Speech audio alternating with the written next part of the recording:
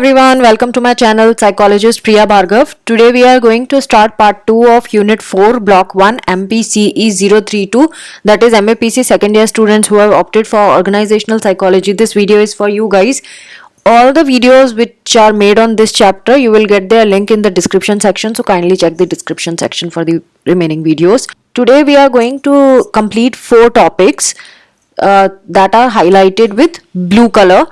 Enhancing emotional intelligence in teams for improving overall performance, assertiveness training and interpersonal training, 6 Sigma interventions in human relations professions, market feasibility and competitive intelligence market research.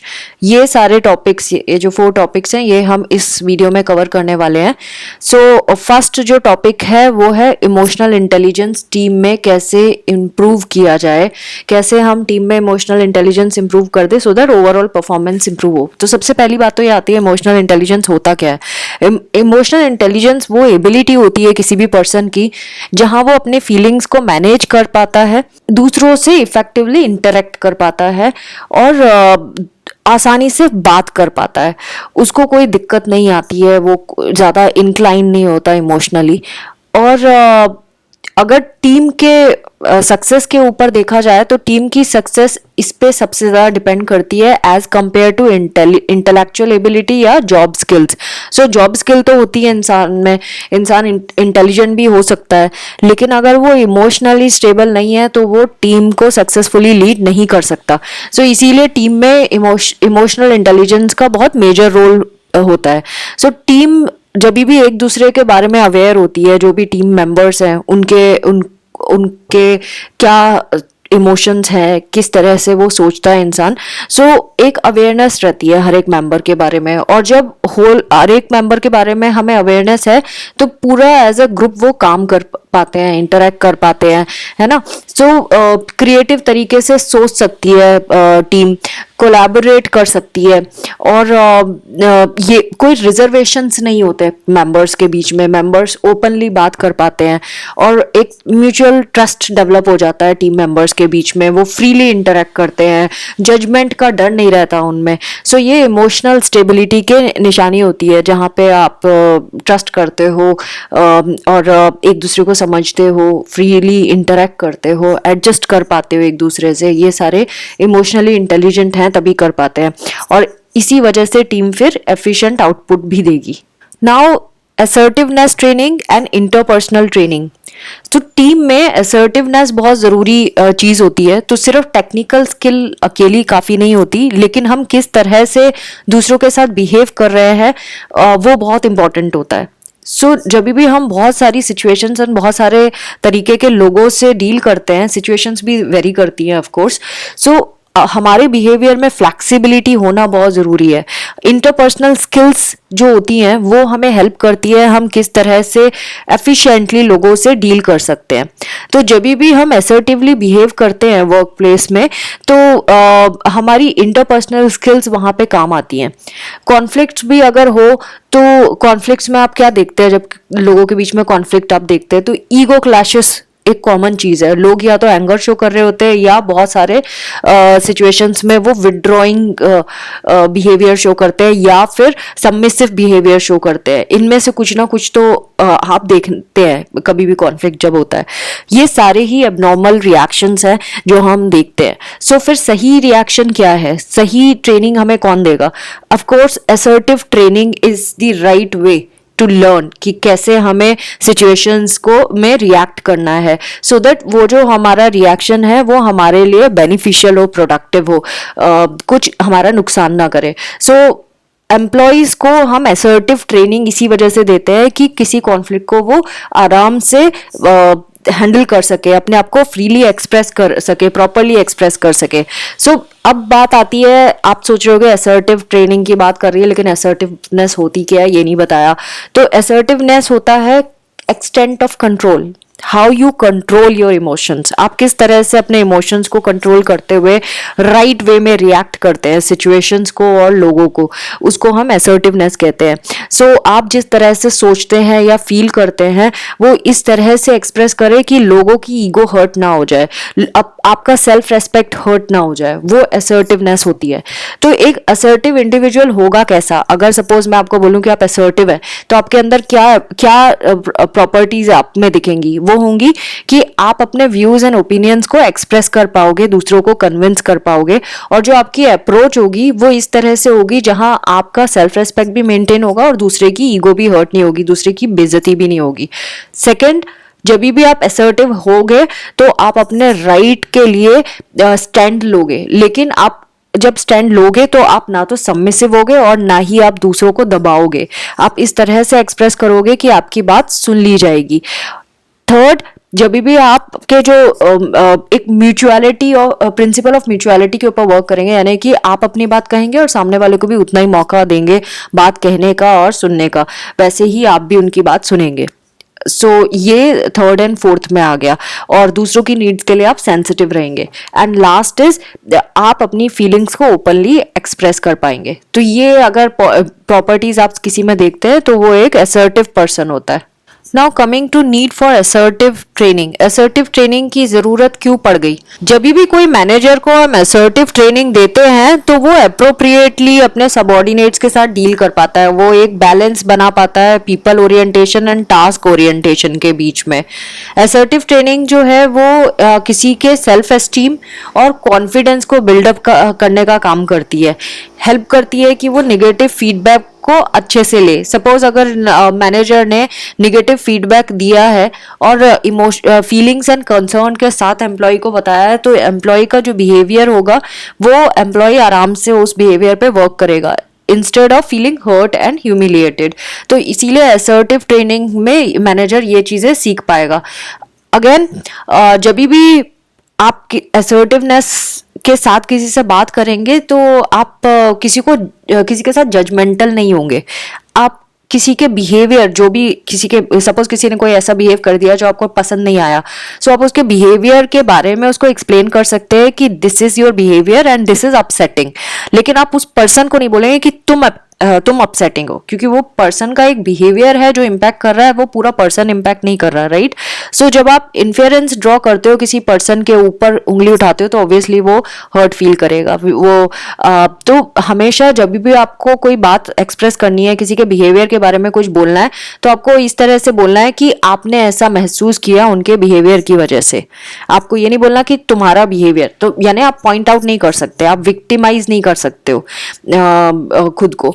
तो ये चीज ध्यान रखना होगा. Then assertiveness training जो होती है ना, इसके बहुत सारे बेनिफिट देखने के लिए मिलते हैं, जैसे कि सेल्फ डेवलपमेंट, और आपकी सेल्फ अवेयरनेस बढ़ जाती है, आप में ग्रेटर कॉन्फिडेंस आ जाता है, आपका सेल्फ एस्टीम बढ़ जाता है, आप बहुत ऑनेस्ट हो जाते हो, पावरफुल हो जाते हो, इफेक्टिव कम्युनिकेशन स्किल्स आ जाती हैं आपके अंदर, और आप ना केवल खुद को रेस्पेक्ट करते हो बट आप दूसरों को भी रेस्पेक्ट करते हो. तो असर्टिव पीपल जो होते हैं उनका पॉजिटिव आउटलुक होता है थिंकिंग के लिए, एंड जब भी वो प्रॉब्लम को फेस करते हैं तो वो इस तरह से उस पर वर्क करते हैं कि दोनों पार्टीज विन विन सिचुएशन में होती है. Now coming to voice training. कोई भी जो इंसान कम्युनिकेट करता है तो वो वॉइस को यूज करता है, ऑफ कोर्स, है ना. सो कोई भी पावरफुल कम्युनिकेटर जो होगा उसको बहुत सारी चीजों का ध्यान रखना पड़ता है जब वो बात करता है, जैसे कि टोन, रेंज ऑफ टोन, आप कितने जोर से, लाउडली, स्ट्रांगली बात बोलते हो या सेंटेंस बोलते हो. वॉल्यूम आपका कैसा रहता है, कम रहता है, ज्यादा होता है, या मीडियम एवरेज रहता है. पिच कैसी रहती है, बहुत तीखी है कि बहुत सॉफ्ट है. अब पिच का क्या मतलब है? पिच जैसे कि बच्चों की बहुत शार्प वॉइस होती है, यानी कि हाई पिच, जिनकी मोटी है उसकी सॉफ्ट पिच, लाइक दैट. सो कैसे हम अपनी वॉइस की केयर करें जब हम किसी से कम्युनिकेट करते हैं, उसकी ये इन्होंने टेक्निक्स बताई हैं। और टेक्निक्स अगर हम सीख लें तो ये हमारे को, कोई भी हम लेक्चर दे रहे हैं, कोई एज अ स्पीकर कहीं जा रहे हैं या ट्रेनिंग दे रहे हैं, तो उनमें हमारे को हेल्प करेगी। तो 7 एरियाज हैं जिस पे हमें वर्क करना होता है, सो दैट हम अपनी वॉइस की क्वालिटी को इंटैक्ट रख सके, उसको अच्छा बना सके। और ऑफ कोर्स ये चीज़ें हेल्प करेंगी, जैसे कि ब्रीदिंग। जब आप लंबी और डीप ब्रीदिंग करते हो तो वो आपको इंस्टेंटली काम कर देता है। तो जनरली हम रिलैक्सेशन टेक्निक में सिखाते भी हैं क्लाइंट्स को। पोस्चर, अगर आप इम्बैलेंस्ड वे में खड़े हैं तो वो बॉडी में टेंशन क्रिएट करता है, तो इसीलिए जब भी आप खड़े हैं तो आपका वेट इवनली डिस्ट्रीब्यूटेड होना चाहिए। आपके जो दोनों फीट हैं उनके बीच में प्रॉपर विड्थ होनी चाहिए। देन वार्म अप्स बहुत ज़रूरी है। जब भी आप बोलना चाहते हैं तो सुबह उठ के ज़रूर कोशिश करें कि आपका दिन जब स्टार्ट होता है तो आप थोड़ा सा वोकल वर्कआउट कर ले अपनी वॉइस को हेल्दी और ट्यून रखने के लिए। देन पिच क्या है, पिच में क्या करते हैं, कंफर्टेबल पिच में आपको बात करना है। आपको बहुत शार्प पिच में नहीं करना है, यानी तीखी आवाज़ नहीं निकालनी है कि लोगों को इरिटेशन हो या अनकंफर्टेबल फील हो, या आपकी पिच बहुत लो नहीं होनी चाहिए कि वो समझ ही ना आए कि आप बोल क्या रहे हैं। वो ज़रूरी है। एंड देन स्ट्रेस, जो आपका जॉ होता है ना, वो सबसे ज़्यादा मूव करता है हमारे बॉडी का बहुत, क्योंकि हम सारे टाइम बोल रहे हैं। सो हमारा लोअर जॉ है जो वो मूव करता है, तो जॉ की एक्सरसाइज होना बहुत ज़रूरी है। तो अगर आप 1-2 बारी उसको ड्रॉप कर दे नीचे तो आप बहुत ज़्यादा रिलैक्स्ड फील करते हैं। सो ये थोड़ा एक्सरसाइज की तरह यूज़ की जा सकती है। देन एनवायरनमेंट, अगर आप ऐसे एनवायरनमेंट में जो स्मोकी है, नॉइजी है, सो ऑफकोर्स आप वॉइस को मैनिपुलेट करेंगे। एंड देन टेम्परेचर चेंजेस से भी वॉइस पे इम्पैक्ट पड़ता है, तो एनवायरनमेंट भी बहुत मेजर रोल प्ले करता है आपकी वॉइस के लिए। Then habits of drinking water, ज़रूरी है कि आप टाइम टू टाइम पानी पीते रहें। जब भी आप किसी स्पीच के लिए जा रहे हैं तो 1 गिलास भर के पानी ज़रूर पास में रखें, सो दैट आप अपने थ्रोट को वेट कर सके, क्योंकि अगर वो ड्राई हो जाएगा तो वो स्ट्रेन क्रिएट करता है और आपकी स्पीच को डैमेज कर सकता है। नाउ कुछ एक्सरसाइजेस की बात की हुई है इन्होंने, जो एक्सरसाइजेस हमारे लिए बेनिफिशियल होती हैं, जैसे ब्रीदिंग एंड रिलैक्सेशन एक्सरसाइजेस जो होती हैं वो जो हमारा जॉ है उसके टेंशन को रिलीज करती है, ईज करती है। आप अगर अपने नेक एंड शोल्डर को थोड़ा सा स्ट्रेच करते हैं तो आपका ब्रीदिंग अच्छा हो जाता है, आपका पोस्चर बेटर हो जाता है जब भी आप स्ट्रेचिंग करते हैं। सो वो जितनी भी टेंशन मसल्स में बनी होती है वो रिलीव हो जाती है, क्योंकि whenever you are speaking you are breathing also, तो आपके लंग्स को भी सफिशिएंट स्पेस चाहिए इनहेल एंड एक्सहेल करने के लिए। ये सारी चीज़ें कनेक्टेड होती है, that is why stretching is very important. And then आपके जॉज को इस तरह से मूव करना जैसे आप कुछ स्टिकी टॉफ़ी को च्यू कर रहे हैं, ऐसा इन्होंने बताया है। एंड जब आप अगर ब्रेथ कंट्रोल करेंगे, अपना जो ब्रेथ कंट्रोल को इंक्रीज करना है, तो आपकी ब्रीदिंग इस तरह से आप एक्सरसाइज कर सकते हैं। इन्होंने बोला 3 काउंट तक आप इनहेल करें एंड देन 6 काउंट तक आप एक्सहेल करें, और इसको 10 टाइम्स करो। 3 काउंट तक आपने इनहेल किया, 6 काउंट तक आपने एक्सहेल किया, और ऐसा 10 बार करें। एंड एक और इन्होंने बताया, उसके बाद आप 4 एंड 8 का कॉम्बिनेशन कर सकते हैं। 4 काउंट तक इनहेल करें और 8 काउंट तक एक्सहेल करें। और जब भी आप एक्सहेल कर रहे हैं तो कुछ काउंट आप बोल भी सकते हैं, काउंटिंग बोल सकते हैं, या अपना नेम बोल सकते हैं, एड्रेस बोल सकते हैं, इस तरह से। देन फ्लूइड पीना, 12 टाइम्स अ डे आपको फ्लूइड लेना चाहिए। आइस्ड वाटर को अवॉइड करना चाहिए, या किसी तरह की अल्कोहलिक ड्रिंक्स को अवॉइड करना चाहिए। लार्ज ग्रुप में आप जब भी बात करते हैं तब क्या प्रिकॉशंस आपको ध्यान में रखने हैं। आप हमेशा अपने आप को ट्रेन करें ऐसी सेंसिटिव सिचुएशंस के लिए जहां क्योंकि भीड़ है, बहुत सारे लोग हैं, तो ऑब्वियसली आपको पिच का ध्यान रखना पड़ेगा, कौन सी पिच है जो एंड में बैठे हुए इंसान तक पहुंच जाए। ऐसी पिच पे आपको बात करना पड़ेगा। पिच कम नहीं होनी चाहिए कि बाहर पीछे के लोगों को सुनाई ना दे और वो आपस में गप लगाने लग जाए, ऐसा भी नहीं होना चाहिए। एंड देन जब भी आप अपनी स्पीच को बंद और स्टार्ट करते हैं तो हमेशा एंड और बिगिनिंग में एक स्ट्रॉन्ग नोट से आप स्टार्ट एंड एंड करें अपनी स्पीच को। आपका जो माउथ है वो एनर्जेटिकली साउंड प्रोड्यूस करना चाहिए। आपकी साउंड जो है वो शाउटिंग जैसी नहीं लगनी चाहिए बिग ग्रुप में कि आप चिल्ला रहे हैं, चिल्लाने जैसा नहीं होना चाहिए। आपकी पिच ज़रूर सही होनी चाहिए। एंड देन जब भी आप सेंटेंस एंड कर रहे हैं तो आपको ध्यान देना है कि आपके जो लास्ट के फ्यू वर्ड्स है वो गुम ना हो जाए, उनका प्रॉपर लिसनिंग बहुत ज़रूरी है, प्रॉपर उनकी साउंड प्रोड्यूस होना बहुत ज़रूरी है लास्ट के फ्यू वर्ड्स की। Now, Six Sigma interventions in human resource professions. Six Sigma interventions क्या है human resource profession में? So, HR प्रोफेशनल को सबसे ज़्यादा जो चैलेंज आता है वो कस्टमर की एक्सपेक्टेशन को मीट करना और जो ऑब्जेक्टिव था ऑर्गेनाइजेशन का उसको अचीव करना। ये दोनों सबसे बड़े चैलेंजेस होते हैं HR प्रोफेशनल के। सो अब डिपेंड कौन से फैक्टर्स पे करेगा कि वो सक्सेसफुल हो इन चीज़ों में।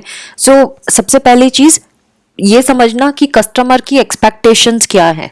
अगर हमें कस्टमर की एक्सपेक्टेशन पता है तो हम उस अपनी कैपेबिलिटीज़ और सारे प्रोसेसेस जो है कंपनी के उनको यूज़ कर सकते हैं, और ऑर्गेनाइजेशन में जितने एम्प्लॉयज़ हैं उनके स्किल्स को यूज़ कर सकते हैं और उन एक्सपेक्टेशंस को अचीव करने की कोशिश कर सकते हैं।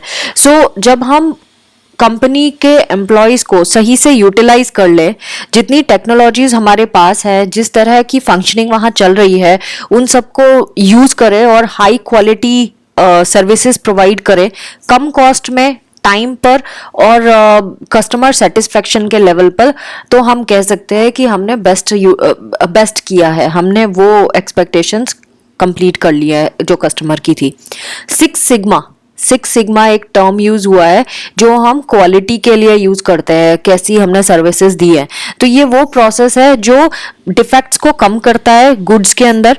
एक सिस्टमेटिकली अप्रोच करते हैं हम प्रोसेस की कि हम किस तरह से आगे बढ़ना है, और एक क्वांटिटेटिव प्रोसेस भी है डिसीजन मेकिंग में। सो हमें क्या डिसीजन लेना है, कैसे आउटपुट प्रोड्यूस करना है, ये सारी चीज़ें सिक्स सिग्मा के अंदर आता है। तो हम कस्टमर इसमें क्या क्या बिजनेस में किस चीज़ों की ज़रूरत होती है, आइडेंटिफाई करना कस्टमर की रिक्वायरमेंट क्या है, फिर परफॉर्मेंस को मेजर करना, फिर परफॉर्मेंस गैप है तो उसको एनालाइज करना, फिर इम्प्रूवमेंट करना, जहाँ पे गैप है उसको फुलफिल करना, एंड देन जो भी कंप्लायंस है उनको इंश्योर करना। तो सिक्स सिग्मा जो है वो क्वालिटी इंप्रूवमेंट मेथोडोलॉजी है एक तरह की। अगर आपसे पूछा जाए सिक्स सिग्मा क्या है तो आप बोलोगे एक क्वालिटी इंप्रूवमेंट मेथोडोलॉजी है जो हमें एक सिस्टमेटिक अप्रोच देती है कि किस तरह से हम डिफेक्ट्स को एलिमिनेट कर सकते हैं और कस्टमर की एक्सपेक्टेशंस पे खड़े उतर सकते हैं। नाउ जो टूल्स इसके साथ सिक्स सिग्मा के साथ एसोसिएटेड हैं वो किस किस चीज़ के होते हैं, वो क्वालिटेटिव टूल होता है, स्टैटिस्टिकल टूल होता है और इंस्ट्रक्शनल टूल होता है। ये डिवाइसेस हम यूज़ करते हैं जब भी हम सिक्स सिग्मा को यूज़ करने की का सोचते हैं। और ये भी देखते हैं कि कौन कौन से वेरिएबल्स हैं जिससे हम ऑब्जर्व कर सकते हैं कि कैसा जा रहा है, एंड क्वांटिफाई भी करते हैं हम उसको। क्वांटिफाई इन द सेंस हम न्यूमेरिकल वे में कैलकुलेट करके पता लगा सकते हैं कि आउटकम क्या रहा, कौन सी चीज़ों को किस तरह से मैनेज किया जा सकता है, इस तरह से। सो ये सिक्स सिग्मा जो है ये सिंपल प्रिंसिपल्स पे बेस्ड है, और वो प्रिंसिपल्स क्या हैं यहाँ पे इन्होंने लिस्ट डाउन किया हुआ है। What is important to the customer, सबसे पहले तो यही फैक्टर होता है जब भी कोई बिजनेस है तो वहाँ पे सबसे पहला क्वेश्चन यही होता है कस्टमर्स के लिए क्या इंपॉर्टेंट है। कस्टमर सर्विस और इंफॉर्मेशन ऑफ कोर्स दोनों में से क्या इंपॉर्टेंट है कि आपने क्या सर्व किया है कस्टमर को, ये बहुत इंपॉर्टेंट है। अगर आपने गुड की क्वालिटी अच्छी कर दी तो आपको फीडबैक भी अच्छा ही मिलेगा। Second is what is an opportunity, आपको क्या चांस मिली है कोई चीज़ सही करने की, क्या कंपनी के पास अपॉर्चुनिटी है, कंपनी जो काम कर रही है जिन चीज़ों पे वर्क कर रही है क्या उसका ही डिमांड है, इस तरह से। And what defines success, success क्या कैसे डिफाइन करते हैं आप सक्सेस को, कि आपको जो अपॉर्चुनिटी मिली है उसको आपने यूज करके कस्टमर सेटिस्फैक्शन को अटेन किया है कि नहीं किया, आप सक्सेसफुल रहे हैं कस्टमर सेटिस्फैक्शन में या नहीं।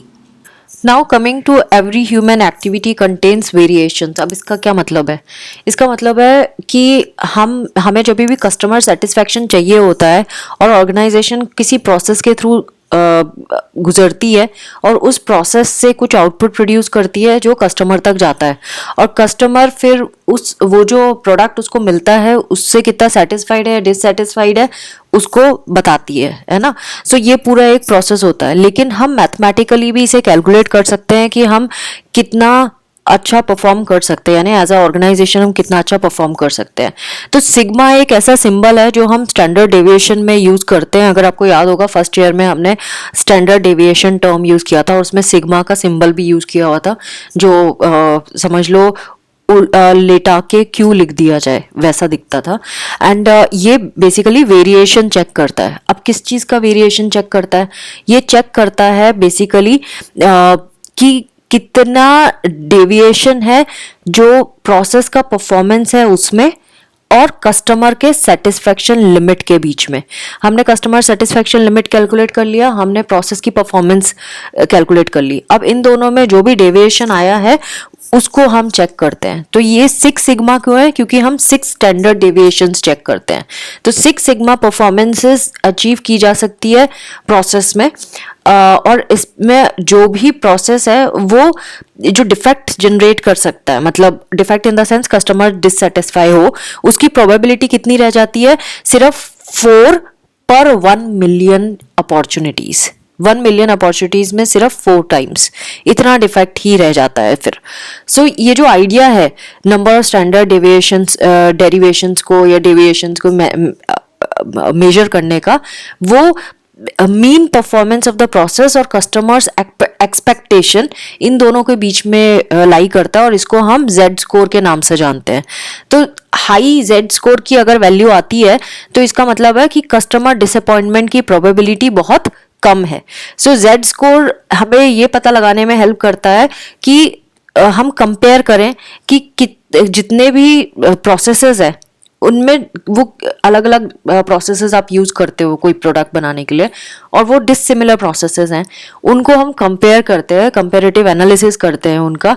एंड फिर हम चेक करते हैं कि वो जितने भी प्रोसेसेस हमने यूज किए थे उनका जो आउटपुट आया है उनमें से कितने सेटिस्फाई करेंगे और कितने डिससेटिस्फाई करेंगे कस्टमर को। सो इस तरह से जेड स्कोर की वैल्यू अगर हाई है मतलब कस्टमर डिसअपॉइंट कम होगा, उसकी प्रोबेबिलिटी डिसअपॉइंट होने की कम हो गई। अब जब भी हम 6 सिग्मा कंपनी के बारे में बात करते हैं कि कंपनी 6 सिग्मा है, तो ये कंपनी का नाम नहीं है, ये कंपनी का टैग है। कंपनी का टैग क्यों है? कंपनी को 6 सिग्मा कंपनी क्यों कह रहे हैं? क्योंकि उसमें जो एनवायरनमेंट है उसमें जितने भी प्रोसेसेस डिजाइन किए जाते हैं कस्टमर की रिक्वायरमेंट को फुलफिल करने के लिए, उसमें quality tools and techniques use की जाती हैं। और जब हम quality tools and techniques use करते हैं तो वो हेल्प करते हैं कॉस्ट को कम करने में, प्रोडक्टिविटी को इम्प्रूव करने में रिसोर्सेज से, एंड एफिशिएंसी इम्प्रूव करने में, टाइम रिड्यूस करने में प्रोड्यूसिंग का, और कस्टमर सेटिस्फेक्शन को इंक्रीज करने में। सो 6 सिग्मा कंपनी की ये क्वालिटीज होती है। अगर आपसे एग्जाम में पूछा जाए क्या क्वालिटी होती है तो आपको ये सारी चीजें लिखना है। कम टाइम पे ज्यादा प्रोडक्शन, अच्छा production, customer satisfaction, improve productivity, है ना, कॉस्ट इफेक्टिवनेस, ये सारी चीजें आ जाएंगी। मोर एफिशिएंसी, जो टेक्निकली किसी भी ऑर्गेनाइजेशन की जरूरत होती है। जो अप्रोच 6 सिग्मा में यूज हो रही है उसका मेन एम यही है कि परफॉर्मेंस इंप्रूवमेंट हो और जितने भी ह्यूमन रिसोर्स सिस्टम्स हैं उनको प्रॉपरली यूटिलाइज किया जाए और पूरे बेनिफिट्स जो हैं उसको हम कंट्रोल कर सके और रियलाइज कर सके, so that human resource services की क्वालिटी को हम इम्प्रूव भी कर पाते हैं इसी वजह से। Now technical definition of 6 sigma management. 6 sigma management की टेक्निकल डेफिनेशन क्या होती है इसको हम रफली थोड़ा सा ही समझेंगे क्योंकि इसमें बहुत सारी टर्मिनोलॉजीज एंड वो सब है, वो मेरे ख्याल से एग्जाम पॉइंट ऑफ व्यू से ज़्यादा इंपॉर्टेंट नहीं होगी। नॉर्मल डिस्ट्रीब्यूशन की बात करें तो आपको याद होगा हमने स्टैटिस्टिक्स का जो सब्जेक्ट था फर्स्ट ईयर में उसमें आपने बेल शेप्ड ग्राफ के बारे में पढ़ा था। नॉर्मल डिस्ट्रीब्यूशन को हम रिप्रेजेंट करते थे। सो 6 सिग्मा जो है वो नॉर्मल डिस्ट्रीब्यूशन से ही ड्राइव हुआ है स्टैटिस्टिक्स के उससे।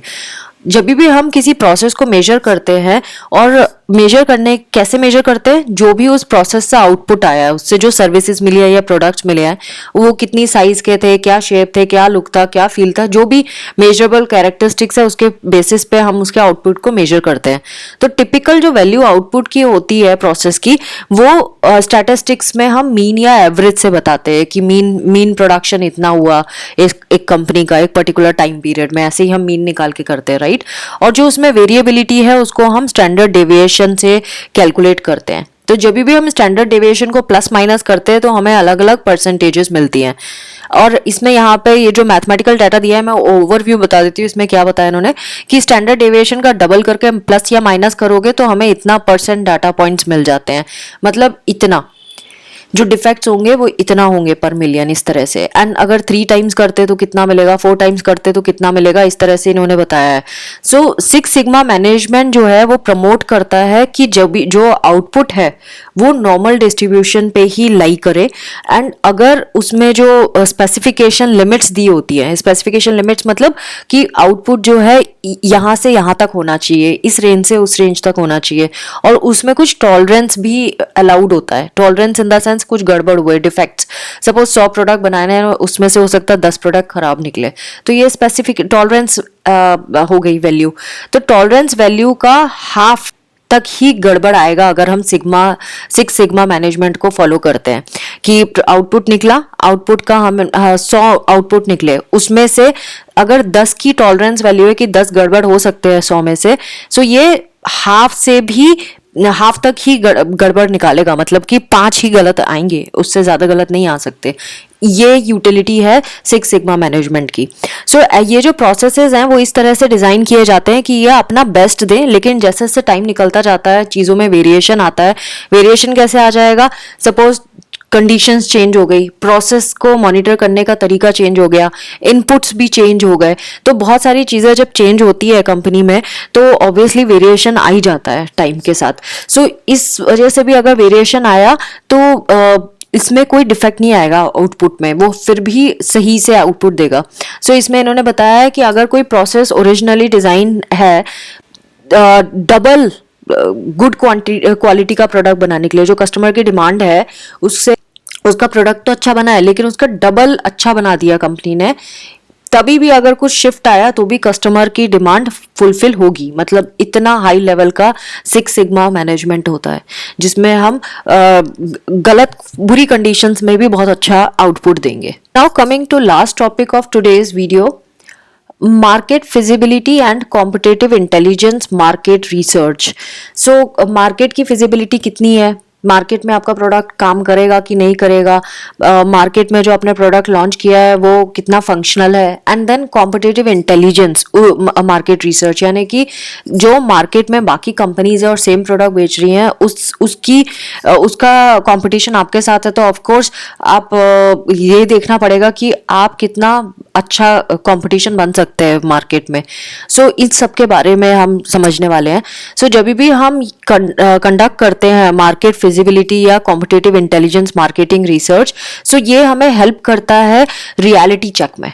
हम ये जान पाते हैं कि जो हमारा आइडिया है वो कितना बढ़िया है, कितना सही वर्क करेगा, जो ऑर्गेनाइजेशन के प्रोडक्ट हैं वो क्या कस्टमर को अपील करेंगे कि नहीं करेंगे। तो जब जो मार्केट रिसर्च की बात कर रहे हैं वो हमें पता लगाने के लिए, इन चीज़ों को पता लगाने में हेल्प करती है। वो क्या क्या चीज़ें हैं, क्या कितनी डिमांड है, how much of A demand, कितनी डिमांड है किसी प्रोडक्ट या सर्विस की जिसको हम बनाना चाह रहे हैं, मतलब ऑर्गेनाइजेशन बनाना चाह रही है। सेकंड, पोटेंशियल कस्टमर्स की नीड और प्राइस एक्सपेक्टेशंस क्या है, ये हमें पता लगाना पड़ेगा। थर्ड, कॉम्पिटिटर्स कौन कौन है आपके इसी सेम प्रोडक्ट को और कौन लोग बना रहे हैं। देन कस्टमर पर्सपेक्टिव से स्ट्रेंथ्स एंड वीकनेसेस कॉम्पिटिटर्स में आपको क्या पता चल रही हैं, जो भी हमारे पोटेंशियल कस्टमर्स है वो गलतियां और अच्छी चीज़ें क्या बता रहे हैं अपने कॉम्पिटिटर्स के बारे में। देन किस तरह से आप प्रोडक्ट या सर्विस को डिज़ाइन कर सकते हो एफिशिएंटली सो दैट ये टारगेट जो पॉपुलेशन है उसको उसकी नीड्स को फुलफिल करेगी, टारगेट मार्केट हमें नीड्स को फुलफिल करेगी और कंपटीशन एनवायरनमेंट की नीड्स को फुलफिल करेगी। Now market feasibility studies, market feasibility studies क्या है, ये वो स्टडीज है जहाँ पे हम इंफॉर्मेशन कलेक्ट करते हैं अपने पोटेंशियल मार्केट के बारे में, यानी कि जहाँ पे आपको आपका प्रोडक्ट सेल आउट करना है। सो आपको पता होना चाहिए कि आपके जो प्रोडक्ट है जिसको आप सेल करना चाह रहे हैं वो किस तरह से मार्केट किया जाएगा, उसका प्राइस क्या होना चाहिए, किस तरह से डिलीवर करेंगे, एंड उसको डिज़ाइन कैसे करना है, मार्केट की डिमांड क्या है। एक टर्म इसी से रिलेटेड आया है, मार्केट स्ट्रीट रिसर्च। ये बहुत सारे टूल्स यूज करती है रिसर्च, जिससे हमें मार्केट फिजिबिलिटी के बारे में पता चले। सो इसमें हम क्या करते हैं, डाटा को कलेक्ट करते हैं और एनालाइज करते हैं, और स्पेसिफिकली सेकेंडरी डाटा भी यूज करते हैं और प्राइमरी डाटा। तो सेकेंडरी डाटा जब हम यूज करते हैं, सो कैसे करते हैं कि सेकेंडरी डाटा को कलेक्ट करने के लिए ऑलरेडी जो पब्लिश्ड रिपोर्ट्स है ना, वहां से हम लेके आते हैं। ऑलरेडी कहीं कहीं पब्लिश हो गया होता है, या फिर बिजनेस ऑर्गेनाइजेशंस इंफॉर्मेशन कलेक्ट करते हैं। तो ये सारे सेकेंडरी डाटा होते हैं। इसमें सेकेंडरी डाटा के मैं एग्जांपल बताऊं तो जैसे पॉपुलेशन स्टैटिस्टिक्स जो सेंसस से आती है, एक इकोनॉमिक इंडिकेटर्स जो होते हैं, हेल्थ डाटा हो गया, न्यूज़पेपर में जो इन्फॉर्मेशन पब्लिश है, वेबसाइट में पब्लिश है, मैगजीन्स में पब्लिश है, गवर्नमेंट डॉक्यूमेंट्स में, इंडस्ट्रीज में, ट्रेड जर्नल्स में, वो सारी इसमें आ जाती हैं। प्राइमरी रिसर्च का डाटा कौन सा होता है? प्राइमरी रिसर्च का डाटा होता है जो हम वन गो में पहली बार कलेक्ट कर रहे हैं इंफॉर्मेशन अपनी रिसर्च के लिए, जो फोकस ग्रुप से हम लेते हैं, टेलीफोन सर्वे से लेते हैं, बाकी कोई मेथोडोलॉजीज हैं उससे हम लेते हैं, वो प्राइमरी इंफॉर्मेशन होती है। Two need assessments and environmental scans.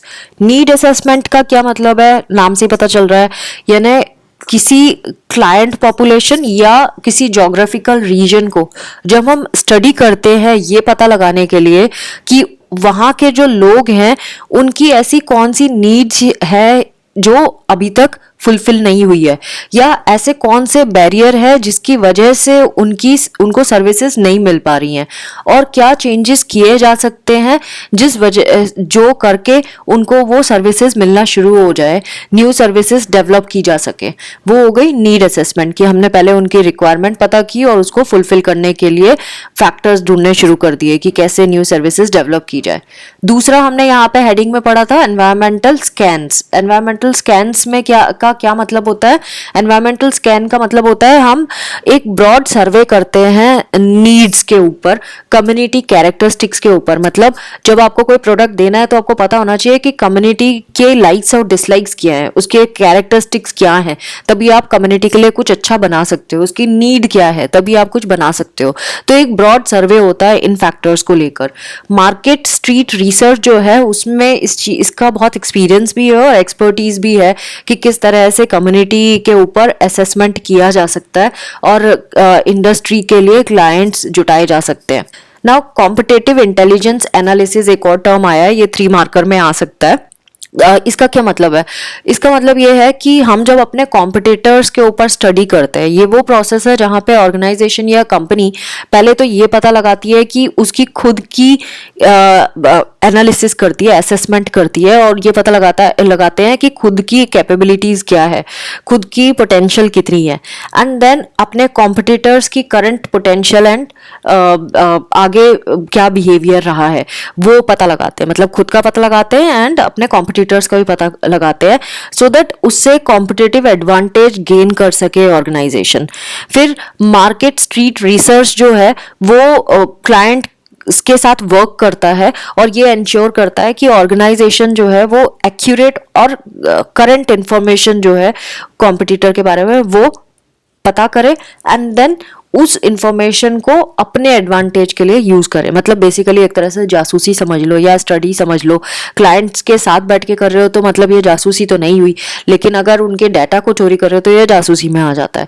So technically वो क्लाइंट के साथ बैठ के पता लगाते हैं कॉम्पिटिटर का असली चेहरा, कि कॉम्पिटिटर्स में कितनी कमियां है, क्या मिसिंग है, कहाँ पे हम उस गैप को भरने के लिए अपनी ऑर्गेनाइजेशन को आगे बढ़ा सकते हैं। Agency that should conduct market feasibility and और कॉम्पिटिटिव रिसर्च। एजेंसी जिसको ये काम करना चाहिए उसको किन फैक्टर्स पे वर्क करना चाहिए ये हम समझेंगे।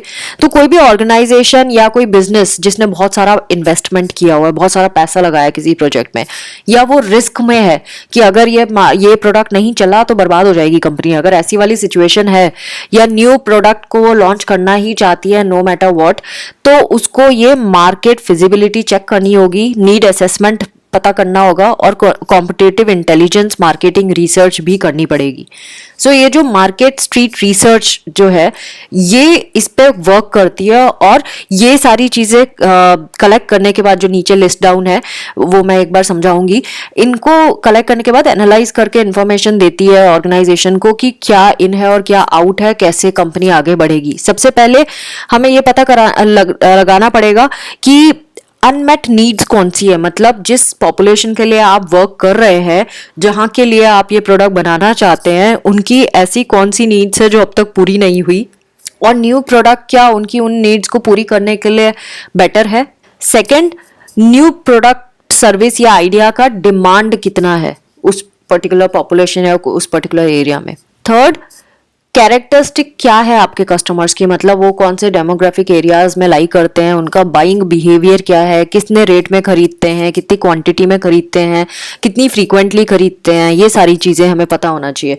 Then characteristics of a competitors, जो आपके कॉम्पिटिटर्स है जो सेम चीज़ बना रहे हैं, उनके वो किस तरह से सर्व कर रहे हैं पॉपुलेशन को, वो हमें पता होना चाहिए।